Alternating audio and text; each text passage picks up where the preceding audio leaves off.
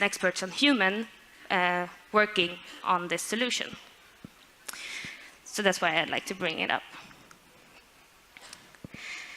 And then in data science specifically, which I am more part of, the biggest effort when you're doing a machine learning model is that you need to get the data in the right format. This is approximately 70% of the work effort.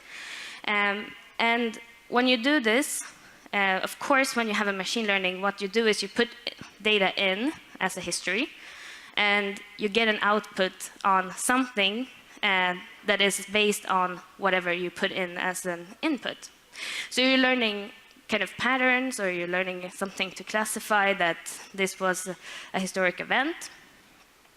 So if we're putting in data that is biased, for example, of course we're going to have biased results coming out. So as a first step, we should all just look at the data and see how is it looking?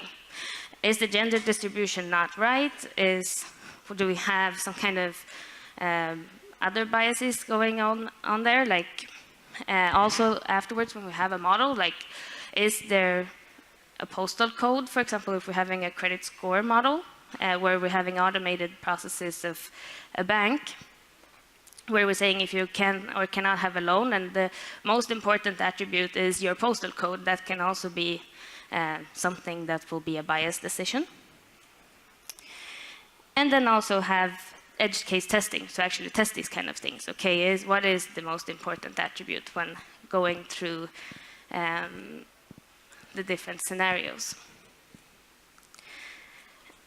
And as an example on when this didn't really work, this is a autonomous vacuum cleaner. It's in South Korea, where as in other Asian countries, people can sleep on the floor.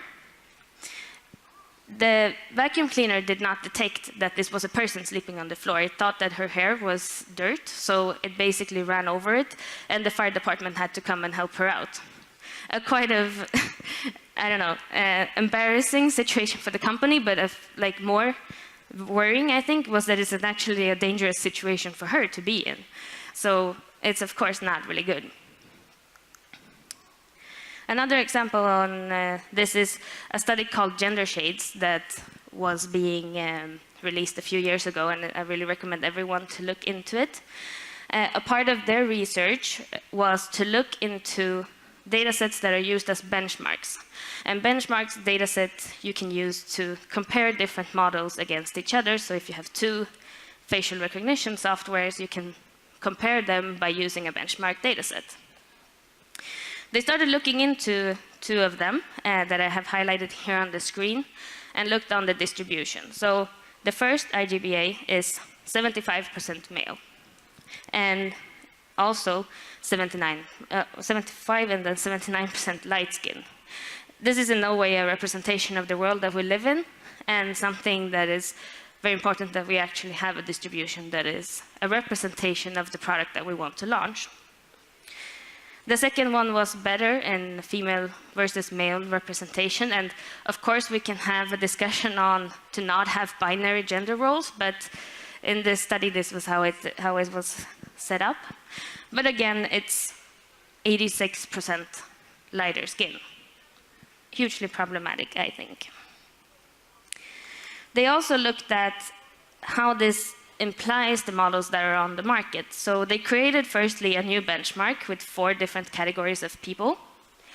And that was darker and lighter and female and male. So we have 4 different categories.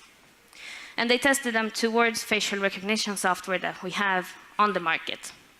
And we can see that there's a huge difference, so that darker females have approximately 35% less accurate results when they're trying facial recognition software, which is, of course, also not acceptable in any way. We should have a more unified results.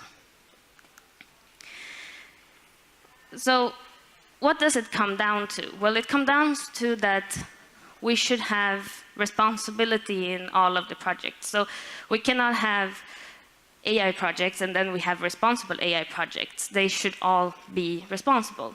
And this is up for everyone in the organization to take ownership of, and also for us as customers to ask these kind of questions to the companies that are working with AI. And basically to also have, if you're working with it in a company that is implementing AI, that you know who to contact in case of something happening. An example of this is Google. They introduced their principles, I think before the summer, and that are public for everyone to read. It's a manifesto of Google principles of how they're working with AI. This applies to everyone who works at Google, and it's also transparent because we can all go in and read what their statement is. And the last bit is maintenance and monitoring. And this is something that when we have launched a product, for example, that we need to have a follow-up on this product. How is it doing? Is the input data changing? Because if the input data is changing, the output will also change. So we need to kind of keep track on how the models are doing after we have also deployed them. And that is, I'm sorry if that's a very IT word, but it means that it's something that is launched. This is an example of how it can look when you're monitoring an AI solution. So you can see the attributes, the distribution of them. If you have any anomaly detection, something is wrong, and you can have a log file up there as well.